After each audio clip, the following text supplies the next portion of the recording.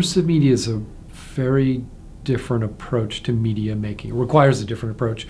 For one thing, the user gets to choose what they look at. So in a way, it's a lot more like designing a theme park experience where you kind of use lighting and you use sound and you use these kind of ambient things to draw attention.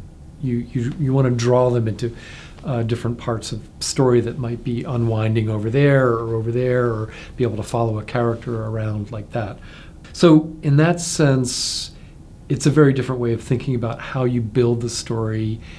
And there may be pieces of story that the audience just never even sees because they don't go over to that part of it. They don't explore that part of the story space. I think bottom line, it's suggesting that we need a whole different film language. Audiences know what edits are, what cuts are, what two shots are. They know how to respond to that stuff. I think now what we're starting to discover are other kinds of language like that help us understand how we might encounter the story.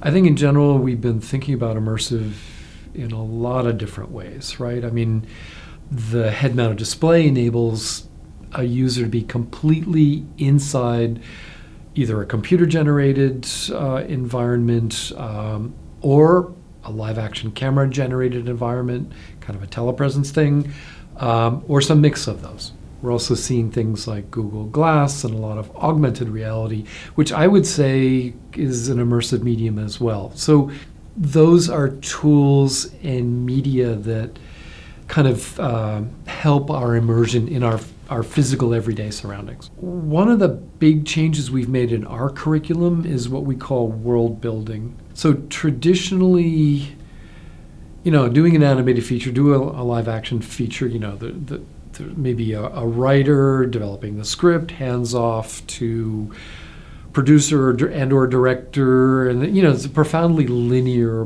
process. And what we're trying to do is build that into the curriculum in a way that we have classes where students come in from many divisions, writing, production, animation, interactive, all working together to build out story worlds that then we go back in and think about the multiple narrative arcs that you can find through that story world, and then think about which ones work on which platforms, like a mobile platform, a game console platform, an immersive platform, as we're talking about. That's a huge change. I mean, we've been teaching production the same way, I think, for almost 40 years.